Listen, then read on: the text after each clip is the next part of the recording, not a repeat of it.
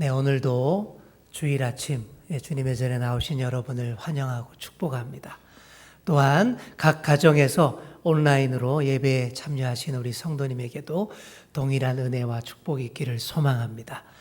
상황은 암울하고 시대는 어둡지만 그래도 예배하는 우리의 마음만은 밝아야 하는 줄 믿습니다. 마음의 문을 활짝 여시고 주님께서 주시는 말씀에 귀 기울이시는 여러분 다 되시기를 소망합니다. 어느 목사님이 이 가족들과 함께 승용차를 몰고 고속도로를 달리고 있었습니다. 아주 그냥 상쾌하게 기분 좋게 신나게 드라이브를 하고 있었는데 갑자기 뒤에서 달려오던 차가 질풍같이 깜빡이도 안 덮고 그냥 앞쪽으로 위태하게 싹 들어왔다가 또 싹 빠져나가는 거예요. 너무나 갑작스러운 일이었고 너무나 위태하게 당한 일인지라 우리 목사님이 자기도 모르게 부적절한 거친 말이 탁 이렇게 나왔습니다. 이해할 수 있죠. 자, 그랬는데 뒷자리에 타고 있던 유치원 다니는 어린 아들이 아빠 보고 이렇게 말하더라는 겁니다. 아빠, 무슨 급한 사정이 있겠지요. 그랬다라는 거예요. 자, 사람들이요, 날이 갈수록 조급해지고 사나워지는 것 같습니다. 운전할 때 특히 그런 걸 많이 느낍니다. 그래서 저는 운전할 때마다 방금 이 이야기를 계속 기억하려고 노력합니다. 도로에서 그렇게 거친 차량을 보면요, 무슨 사정이 있나 보다 이렇게 생각하려고 노력합니다. 제가 그렇게 말하면 또 제 아내도 옆에서 맞받아서 아버지가 위독하신가 보네 이렇게 서로 주고받으면서 그렇게 운전하려고 노력을 합니다. 우리는 경쟁이 치열한 세상을 살아가고 있어요. 그러다 보니 다른 사람의 처지를 생각하지 않는 마음들이 점점 더 많아지고 있습니다. 세상에서 뒤처지지 않으려는 그 마음에 내 입장에서만 생각하고 점점 더 무자비해지는 것 같습니다. 예수님 당시의 사람들도 굉장히 무자비했습니다. 누구보다 더 긍휼을 베풀고 누구보다 더 자비를 베풀어야 할 종교 지도자들이 오히려 더 무자비했어요. 율법주의에 갇혀서 눈은 눈으로 이는 이로 갚으라 하는 이 말을 문자 그대로 적용해서 용서와 긍휼이 여김이 없었습니다.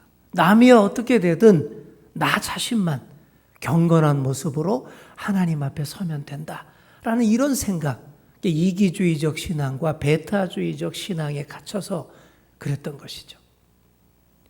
그러나 예수님은 오늘 이렇게 말씀하십니다. 긍휼히 여기는 자가 복이 있다.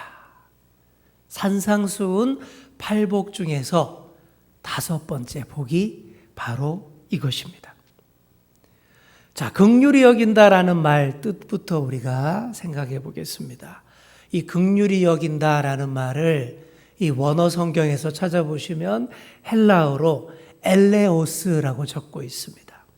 이 단어의 원뜻은 뭐냐 하면 상대방의 처지를 깊이 이해하고 그 입장에서 함께 슬픔을 느끼며 도와준다라는 이런 뜻이에요. 한마디로 표현하면 불쌍히 여긴다라는 것인데 그런데 그냥 아이고 불쌍하다 이렇게 말로만 그치는 게 아니에요. 그 불쌍히 여기는 마음을 가지고 그 사람을 돕는 것까지 나아가야 그게 성경에서 말하는 엘레오스, 긍휼히 여기는 것입니다. 우리말로도 딱 맞아요. 우리말로 긍휼하다 이렇게 한자로 번역을 했는데 이 한자로 보면 불쌍히 여길 긍 그리고 구제할 휼자를 씁니다. 아주 정확하게 번역을 했죠. 우리 주변에 참으로 긍휼히 여겨야 할 사람들 그리고 어렵고 힘든 분들 정말 많습니다. 마땅히 불쌍히 여기고 도와주어야 합니다. 그런데 오늘 이 팔복의 말씀을 보시면요. 긍휼을 베풀어야 할 대상이 누구인지 또 어떻게 긍휼을 베풀어야 하는지는 안 나와 있습니다.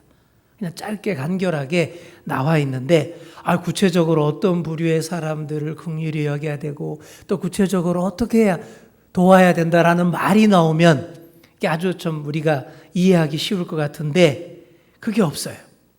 자, 그러면 어떻게 해야 하겠습니까? 여기에 중요한 메시지가 있습니다. 긍휼을 베풀어야 할 대상이 나와 있지 않다, 리스트가 없다라는 말은 모든 사람에게 어떤 상황에서든 긍휼을 베푸는 것이 옳다라는 메시지입니다.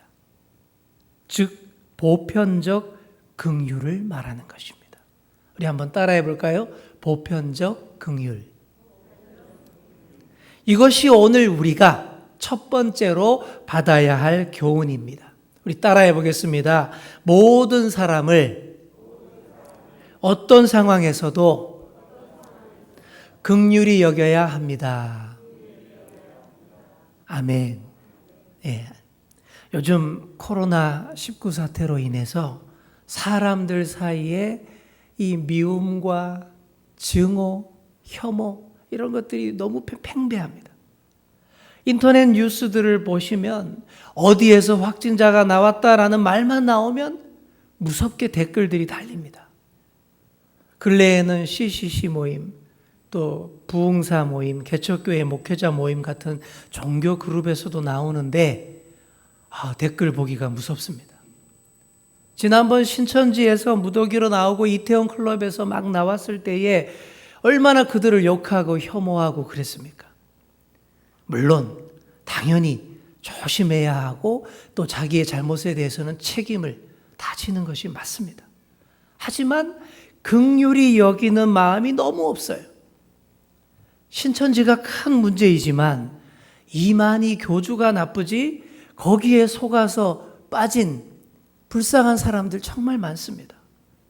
아주 차원이 높으신 분은 이만희도 불쌍히 여겨야 한다고 하는데 저는 아직 그 정도는 안 되는 것 같아요. 제가 수준이 더 올라가면 그렇게 될지 모르지만 지금으로서는 이만희는 안 불쌍합니다. 속은 사람들이 불쌍하죠. 또 목구멍이 포도청이라 아주 열악한 환경에서 마스크도 제대로 못 쓰고 일해야 하는 사람들 긍휼히 여겨야 합니다. 또 남의 일 아닙니다. 교회가 작고 어려워서 영상 장비도 없어서 또 영상을 편집할 기술도 없어서 온라인 예배 못 드리는 작은 교회들, 안 모이면 교회 운영도 어려운 개척교회들 정말 긍휼히 여겨야 되는 거예요. 나도 그렇게 될 수 있고 우리 교회도 그런 어려움에 처할 수 있다라는 생각 해야 한다라는 것이죠. 심지어 이태원 가서 병에 걸려온 사람들도 불쌍히 여겨야 합니다. 많은 분들이 그러죠. 흥청망청 정신 못 차리고 노느라 그랬는데 뭘. 아닙니다. 그들도 불쌍한 영혼들 맞습니다. 왜요? 그들의 육체와 마음이 그런데 안 가고는 살 수 없는 존재가 되었기 때문입니다. 그 자체가 불쌍한 거예요. 성적 소수자들은 말할 것도 없습니다. 불쌍한 것이죠. 며칠 전 어느 방송에서 이런 얘기를 들었습니다. 이 코로나 바이러스가 아주 지능적이라는 거예요. 우리의 취약한 부분을 기가 막히게 알고 하나씩 그 틈으로 들어온다라는 거예요. 하나씩 차례차례 뚫고 들어왔어요. 그렇게 함으로 우리의 현실을, 우리의 연약함을 돌아보게 했다라는 거예요. 정말 그런 것 같습니다. 처음에는 이 바이러스가 신천지 같은 이단 사이비 문제를 들여다보게 했지 않습니까? 그리고는 콜센터 같이 열악한 근무 환경을 돌아보게 하더니 다음으로 클럽 같은 유흥업소의 문제, 성소수자 문제를 들추었습니다. 그리고 근래에는 종교 모임 중에서 소그룹 모임, 개척교회 문제, 그리고 노인들 대상으로 다단계 판매를 하는 것들, 이런 것들을 들여다보게 했다라는 거죠. 또 희한하게 한 번에 왕창 터뜨리지 않았습니다. 그러면 우리가 너무 정신 못 차릴 것 같으니까 하나씩 보게 하는 거예요. 우리가 이렇다라는 거예요. 우리의 취약한 것을 하나씩 들여다보게 했다라는 겁니다. 이렇게 바이러스를 통해서도 깨달을 수 있어야 합니다. 우리의 연약함과 불쌍함을 들여다볼 수 있어야 합니다. 그래서 결론적으로 모든 사람은 존재 그 자체로 불쌍한 존재입니다. 왜 그렇습니까? 신학적으로 모든 사람은 죄인이기 때문입니다. 로마서 3장 23절에서 이렇게 얘기합니다. 모든 사람이 죄를 범하였으며 하나님의 영광에 이르지 못하더니 그러니 모든 사람은 존재 그 자체만으로도 긍휼히 여김받아야 할 사람이다 라는 것입니다. 사랑하는 성도 여러분, 모든 사람을 어떤 상황에서든 보편적으로 긍휼히 여기는 이 마음을 우리가 함께 훈련해 보시기를 소망합니다. 그렇게 되려면 이렇게 먼저 생각하는 것이 1단계입니다. 나도 저렇게 될 수 있다. 내 처지나 저 사람 처지나 똑같다. 이렇게 바라볼 수 있는 마음이 1단계입니다. 지난 수요 예배 때 이 번제단을 주제로 말씀드리면서 조각목 이야기를 나누었습니다. 수요 예배 안 오신 분들 또 못 들으신 분들이 많기 때문에 다시 한번 반복해 보겠습니다. 출애굽 이후에 광야에서 텐트 생활을 하던 이스라엘이 그 가운데에서 또 성막을 만들게 됐습니다. 그런데 이 성막의 목재는 주로 조각목을 사용했습니다. 우리 그림 보시죠. 아카시아 나무의 일종인데 히브리어로는 시딤 나무라고 합니다. 시딤이라는 뜻은 찌르는 가시 이런 뜻입니다. 시딤 나무인데 이것을 중국어 성경을 참조해서 우리말로 번역하다 보니까 조각목 이렇게 된 것이죠. 성막을 이 나무로 만드는 이유는 광야에 다른 나무들이 없기 때문입니다. 건조하고 척박한 아주 메마른 그 광야의 환경에서 살 수 있는 나무가 없었어요. 그런데 시딤나무는요, 여기 뜨문뜨문 삽니다. 어떻게 해요? 뿌리를 땅속 깊이까지 내리고 또 내려서 어떻게 하든 수분을 찾아내는 나무가 이 시딤나무예요. 그래서 뿌리를 500m까지 내린대요. 기네스북에 등재가 되었는데 무려 2km까지 뿌리를 내린 시딤나무도 있다라는 거예요. 이게 좀 안 믿어질 정도인데 그렇게 해서 그렇게 물기를 찾아내서 살아간다는 거예요. 그렇게 깊이가 있는 나무, 광야에서 띄엄띄엄 외롭게 자라는 나무, 살아남기 위한 처절함이 보이는 그런 나무입니다. 그런데 진짜 살기 어려운 환경에서 이렇게 어렵게 자라다 보니까 이쁘지는 못해요. 이쁘고 곱게 쭉쭉 자라지는 못합니다. 수분을 찾기 위해 막 뿌리를 깊이 내리다 보니 또 강한 햇볕과 자외선 그리고 밤과 새벽으로 그 추위를 견디면서 자라다 보니 이리 뒤틀리고 저리 뒤틀려 있습니다. 가시도 많고 옹이도 많아요. 여러분 원래 고급 목재는 어떻습니까? 굵게 수십 미터씩 똑바로 그냥 쪽쪽 자라는 그래야 고급 목재이죠. 시딤나무는 그런 면에서는 완전 꽝입니다. 하지만 하나님은 바로 이런 안타까운 나무를 사용하시는 거예요. 이런 안타까운 나무를 받아주시고 다듬고 조각조각 이어붙여서 성막의 주요 성물들을 다 만들게 하셨습니다. 아주 굵게 똑바로 쭉 자랐으면 그냥 대충 크게 툭툭 잘라서 원목으로 그냥 써도 대충 아무렇게 써도 모양새가 날 텐데 울퉁불퉁 온통 뒤틀려 있으니 잘게 자르고 다듬고 또 다듬어야 됩니다. 손이 아주 많이 가는 나무예요. 조각조각 이어붙일 수밖에 없었을 겁니다. 원래 조각목이라는 말이 그런 뜻은 아니지만 그렇게 이해해도 될 것 같아요. 자, 여러분 어떻습니까? 이 나무의 모양새가 오늘 우리의 모습과 너무 똑같지 않습니까? 저는 너무 똑같다는 생각 듭니다. 정말 거칠고 그 삶의 결이 이리저리 뒤틀리고 엉망진창인 우리의 모습과 너무나 흡사한 거예요. 여러분 이 시간 우리 자신을 들여다보시기 바랍니다. 우리의 모습 그리고 서로의 모습들을 한번 잘 살펴보세요. 보시면 거룩한 주의 성전을 이룰 만한 아무런 매력도 없는 사람들이 우리입니다. 광야 같은 세상에서 굶주리고 목말라 잔뜩 메말라 있습니다. 척박한 생존 환경에 이리 뒤틀리고 저리 뒤틀리고 가시와 옹이들도 많습니다. 손이 많이 가는 사람들, 세상이 인정하는 위로 쪽쪽 뻗은 멋진 사람들, 멋진 인생들 아닙니다. 세상의 시선은 그렇잖아요. 늘 쭉쭉 빵빵한 것들, 그죠? 비율 좋은 것들, 머리는 주먹만 하고 팔다리 길쭉길쭉, 팔등신, 구등신 이런 것들만 좋아하잖아요. 세상의 시선이 그렇습니다. 그런데 우리는 그런 존재가 못 돼요. 조각목 같아요. 하지만 이렇게 뒤틀리고 못생긴 인생을 우리 하나님이 받아주시고 모아주시는 줄 믿습니다. 뒤틀린 삶의 조각들을 모아주시고 이어붙여서 귀하게 쓰시는 그 따뜻한 하나님의 시선을 여러분 생각해 보시기 바랍니다. 그리고 우리도 그 시선으로 주변을, 다른 사람을 볼 줄 알아야 합니다. 잘 보십시오. 보시면 많이 뒤틀린 분들, 나랑 비슷한 분들이 주변에 많이 보이지 않습니까? 다 같은 조각목 처지라는 생각으로 그렇게 보셔야 합니다.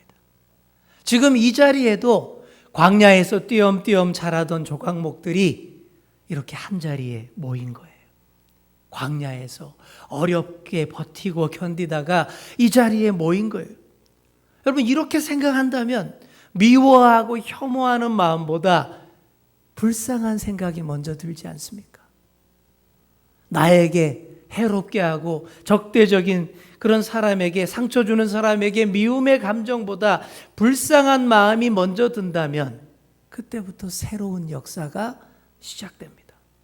하나님께서 그런 우리들을 조각조각 이어붙여서 다듬어서 아름다운 성막, 주님의 교회가 되게 하시는 줄 믿습니다. 자, 우리 옆에 계신 분들에게 이렇게 이야기해 줍시다. 다 같은 조각목 처지입니다. 아름답게 이어붙읍시다. 아멘. 자, 이렇게 할 때에, 이렇게 할 수 있다면, 아름답게 이어붙을 수 있다면, 이렇게 긍휼히 여길 때에 나도 긍휼히 여김을 받게 됩니다. 예수님의 비유 중에 1만 달란트 빚진 자의 비유 다 아실 겁니다. 어떤 종이 왕에게 1만 달란트의 빚을 졌습니다.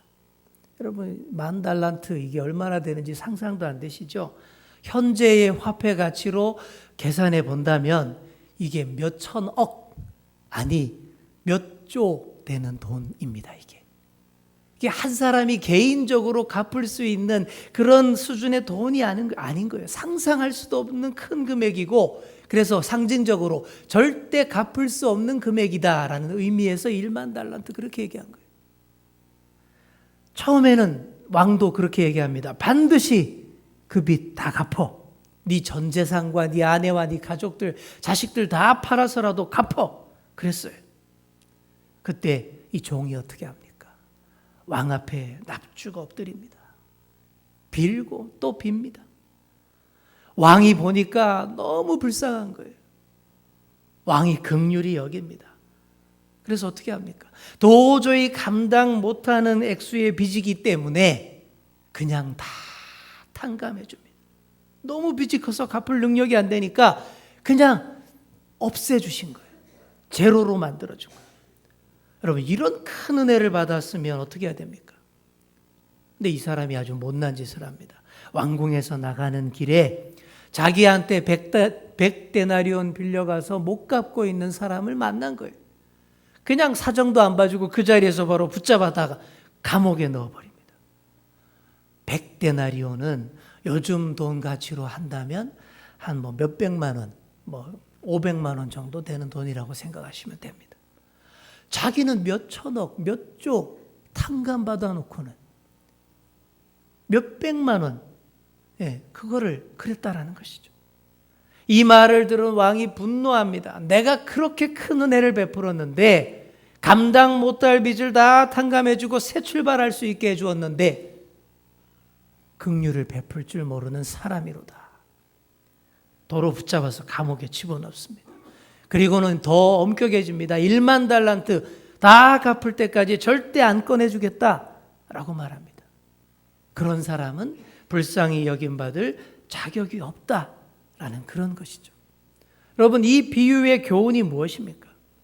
우리가 하나님 앞에서 감당 못할 큰 은혜를 먼저 받은 사람들이다라는 사실을 항상 생각하면서 다른 사람을 대하라라는 말씀입니다.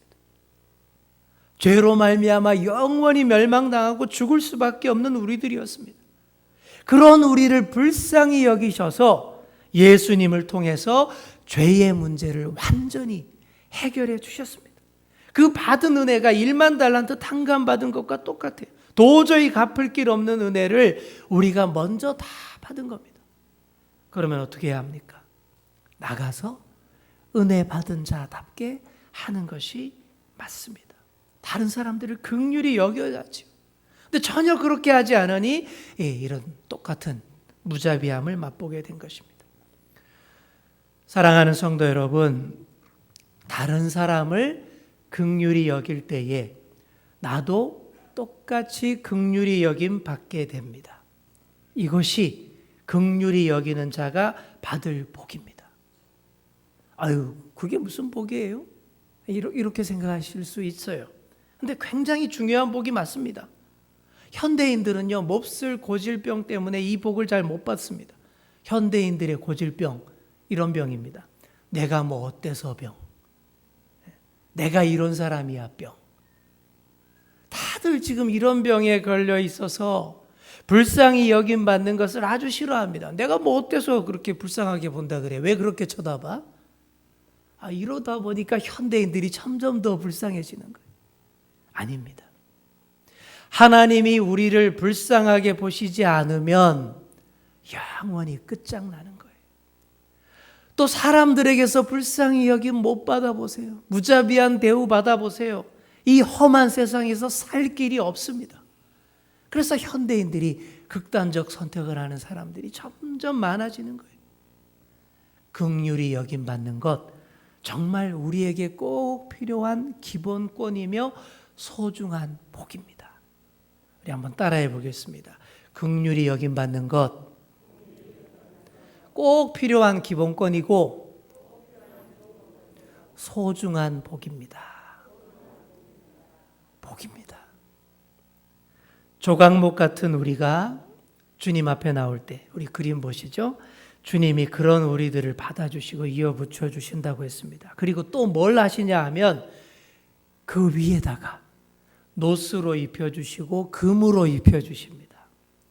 성막의 주요 성물들은 조각목으로 형태를 만든 다음에 그 위에 여러 금속을 입혔습니다. 왜요? 목재만으로는 약하기 때문입니다. 목재만으로는 아직 불쌍하기 때문입니다. 그래서 노스로 싸고 금으로 싸주시는 거예요. 그렇게 해서 뜨거운 불도 견디고 열악한 환경도 다 견뎌내고 찬란하게 빛을 발하는 것이죠. 불쌍한 우리가 주님 앞에 나올 때 이렇게 보살핌을 받게 되는 줄 믿습니다. 뒤틀린 삶의 조각들을 잘 이어붙여 주실 뿐만 아니라 귀한 금속으로 단단하게 덮어주시고 보호하시는 은혜가 반드시 있습니다. 이 은혜는 내가 다른 이들을 긍휼히 여길 때에 더 크게 임합니다. 주님께서 나를 더 꼭 감싸 주실 것입니다. 동영상을 하나 보시고 이제 말씀을 맺겠습니다. 이 동영상은 130년 전 우리나라에 선교사로 왔던 민로아 선교사님이라는 분의 이야기입니다. 잠깐 보시죠.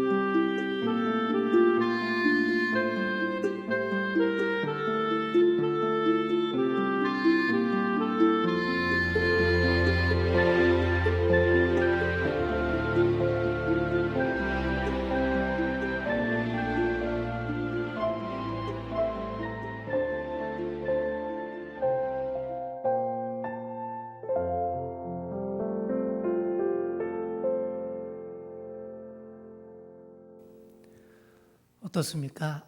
민로아 선교사님, 인간적으로 너무 불쌍한 사람입니다. 전혀 아무 연고도 없고 관계도 없고 아무것도 없이 열악하던 당시 조선 땅에 와서 불행한 일들을 다 당했습니다. 왜 그랬을까요? 우리 조선 사람들을 긍휼히 여겼기 때문입니다. 그렇게 와서는 자신도 조선 사람들에게 긍휼히 여김을 받았습니다. 그 가운데 찬송이 나오는 거예요. 예수님이 어떤 분이신지 깊이 알아가는 찬송이 나오는 것입니다. 깊은 찬송은 이렇게 나오는 것입니다. 사랑하는 성도 여러분, 우리가 긍휼함 없이 살 수 없는 존재임을 반드시 기억하시기 바랍니다.